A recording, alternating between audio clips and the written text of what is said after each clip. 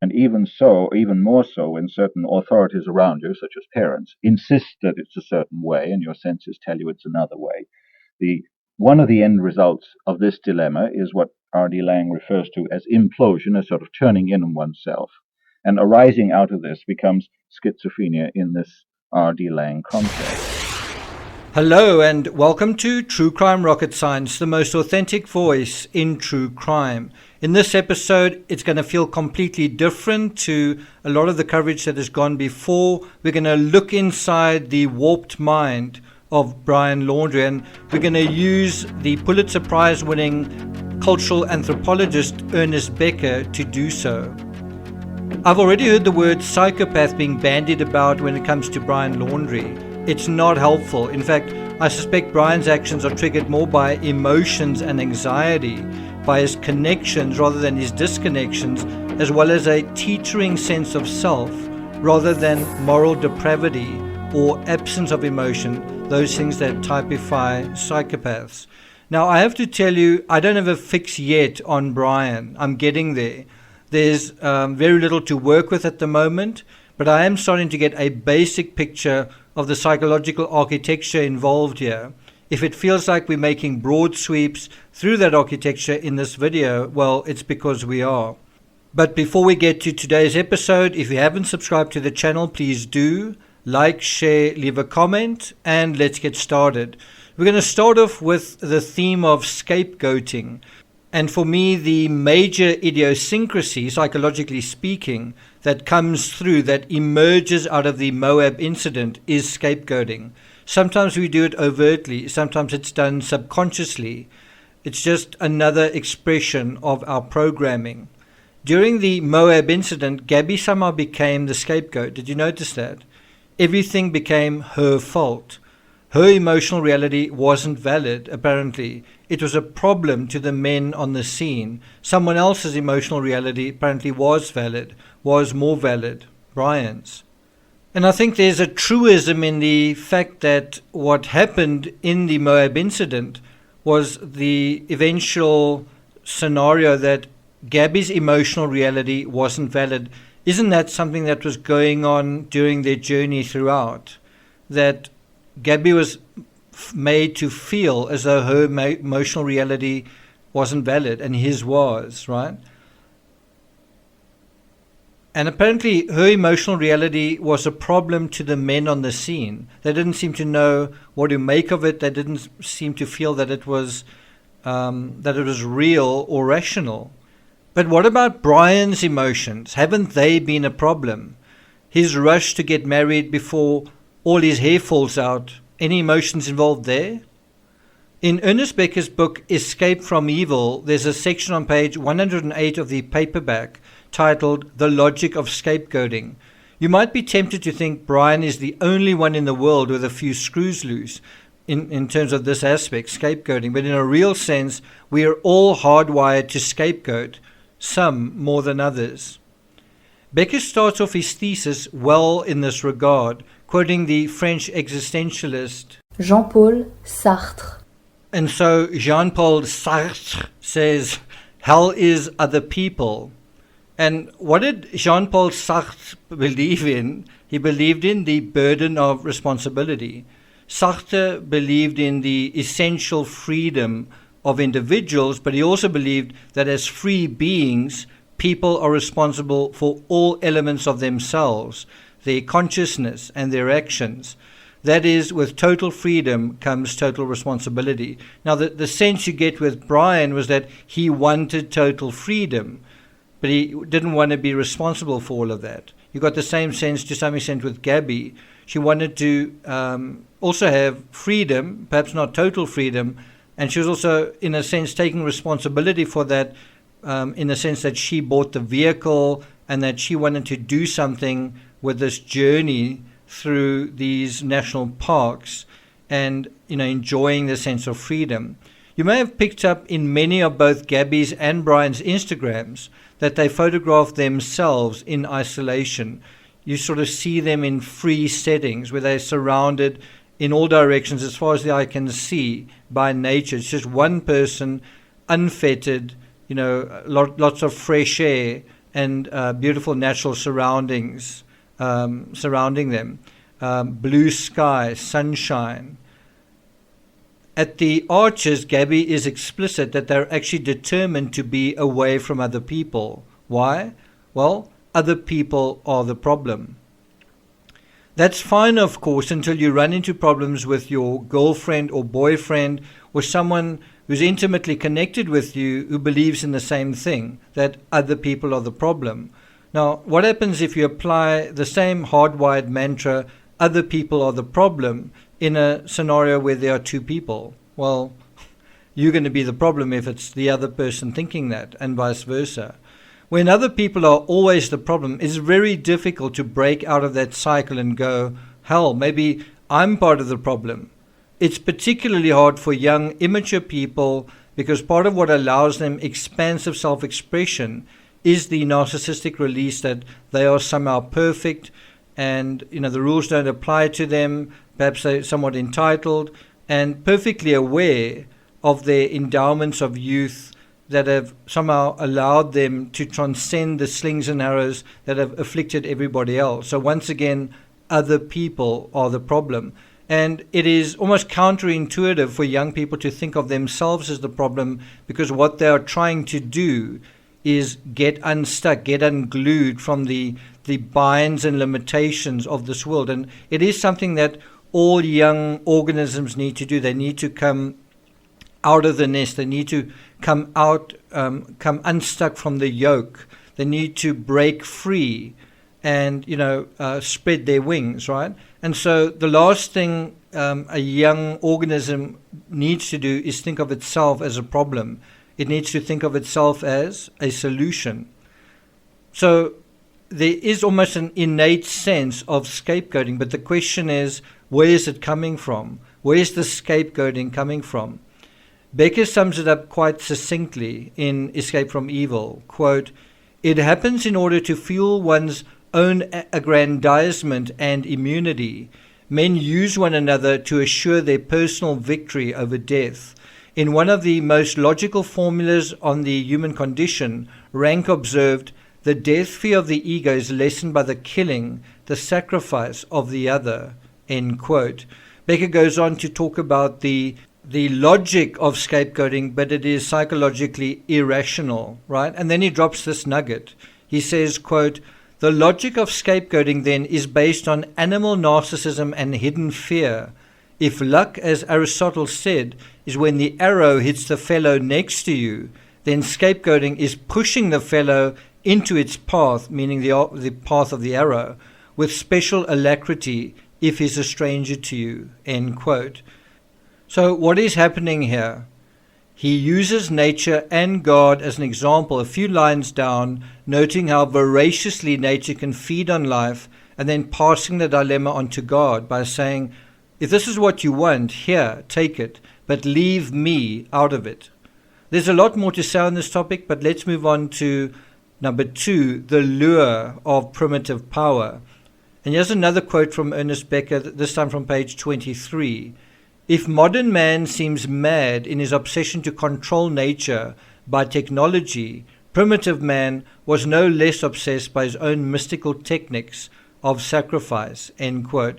And so broadly what he's trying to get at, and what we take out of that, is this obsession to control nature has been with us from the beginning. So whether you want to revert to a primitive stance, you might want to camp and you might want to make fire with pieces of flint or something like that. You want to sort of eschew technology as bad. Well, you're nevertheless going to be driven to control nature. That is part of the essence of who we are and why we are who we are, right? And so by going into this primitive state, you're not going to change that. And so we've got to change our obsessions and our need to control. We've got to fix those levers and fix the amounts in terms of those psychologies. We've got to adjust that accordingly based on ourselves in society and based on the extent to which the world suits us or doesn't. that's the change we need to make, not eschewing our tools, right? Now, remember, Brian was very much flailing psychologically against the mega machine of technology. You can see that in his social media. You can even see that especially in the Pinterest post that is put up. And I'll be dealing with that in more detail a little bit later on. But he's basically flailing against the mega machine of technology and the trappings of modern society. He rejects it, right? Now, I covered that specifically and in some detail in the episode about their last Instagram posts. I do think many of us are tempted, given the assaults on our world, things like climate change and the pandemic. We want to contract ourselves. We want to almost diminish. And the primitive life may seem an innocent and right and good way to go in this context, right? But is it innocence or is it regression? Is it right and good, or is it cowardice? Facing a problem doesn't only mean trying not to sin by going the other way. It means facing the problem and actually fixing it. So if you take the officers in the Moab incident, you might say how they faced the problem was they separated the two and said, you go a different way to the other. Was that really dealing with it? Was that really facing what is really going on? Was that actually fixing the problem? Answer, no. The second is a lot harder and requires us to face ourselves, to man up to the mountain of excrement we've left behind. And we have to take ownership of it. And so as hard as this is to say, and a lot of people have said, I'm victim blaming Gabby when I said, I really wish she'd kind of pointed the finger at Brian during the Moab incident. I don't mean that as it's her fault. I mean, if only something had been different, this beautiful young woman would still be alive. She'd still be with us. So I say it out of compassion and just a sense of almost being heartbroken.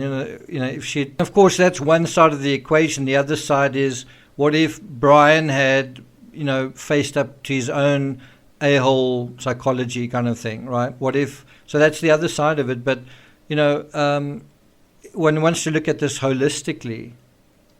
On a certain level, Gabby chose to be with Brian, and I do wonder if she chose not to be with him, and that actually led to him trying to make some effort to control the situation, and it escalated then really, really badly.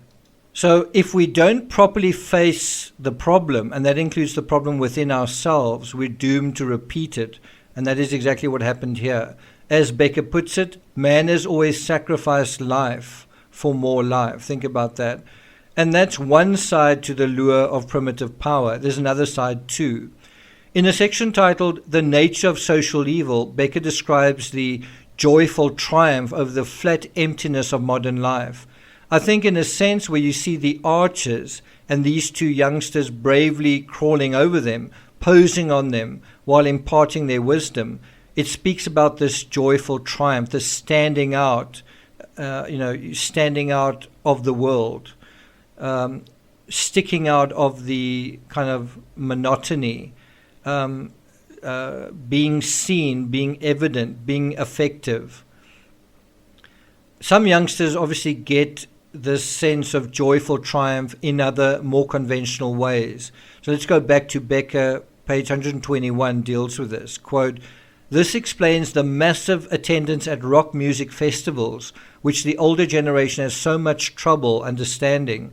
This joyful triumph over the mechanical succession of news events which carry everyone on willy-nilly, the ticking away of life in an absurd anarchy. The festival is the attempt by the young to reawaken a sense of the awesome and the miraculous. What the modern young are seeking through this is a way to adequately express wonder, an expression that modern, secular, mechanistic society has denied him, end quote. Of course, this is exactly what Brian was describing through his experience with the juniper bush. Becker continues, quote, this kind of communion in joy and in intensive experience is, we have to conclude, modern youth's heroic victory over human limitation. Yet it too is hardly a modern invention, despite new techniques, that's his word for technology, such as Instagram, which mediates it. It is a replay of the basic Dionysian expansiveness, the submergence and loss of identity in the transcending power of the pulsating now, end quote. So you can get that sense of transcendence at a rock concert or by traveling or through exercise. You can't get it from behind a keyboard or while watching your phone. And this is something that we know from the youth. The youth want that feeling of transcendence. They want that feeling of almost immortality, that feeling of being alive, right? They love that feeling of being alive because they're surrounded by the boredom, the dullness of everyday life, the routine, the sense of everyone else being mechanical zombies doomed to repeat what they've just done. Everything is set on repeat again and again and again. And this is a creative response to break out of that. And that is what real living is all about. It is something that is not routine, not regular, not mechanical. It's impulsive, it's creative, it's fresh. And you might think, so what? What does all this psychological gobbledygook have to do with true crime? And how does it inform us about Brian Laundrie's psychology? Well, let's go on to the very next page, 121 in Escape from Evil. And now it's important to concentrate. Quote, "My point is that heroic expansiveness, joy, and wonder have an underside. And that underside is finitude, guilt, and death. And we have to watch for its expression too. After you have melted your identity into transcending, pulsating power, what do you do to establish some kind of balance? What kind of forceful instrumental attitude do you summon up to remarshal yourself and your grip on experience?" End quote. Now think about that coming out of a rock concert, you inspired, you feel alive, and you've sort of melted with the audience, you've communed with the audience, you've experienced this joyful triumph. But then you come out of the audience and you go back out into the world. Well, what do you do? What do you take with yourself? What do you manifest in the face of the silence afterwards, right? When you come out of a movie that's been very inspiring and the lights go out and you step out of that, what happens next? Do you get into your vehicle and go back to your job? What forceful instrumental attitude do you come up with that's yours? Gabby and Brian's failure to post much on Instagram following the Moab incident clearly shows that neither of them were effectively able to remarshal either themselves or each other in the aftermath. And so let's go back to what Becker says, quote, "One cannot live in trembling smallness of awe constantly, else he will melt away," end quote. Now think about Brian not only idolizing the environment, but idolizing his muse. As she grows, he melts. The incident at the Merry Piglets only confirms his insignificance, and once again, her status growing in society while his is deteriorating. And this is why he is angered, and this is also why he flees into the nothingness, because he knows his status in society is under threat, and has been for some time. Without Gabby as his lifeboat, he throws himself upon the elemental forces, trying to recast himself as beyond society, and somehow still a hero in his own story. And that brings us to the third and final aspect, what I call the Chris Watts effect.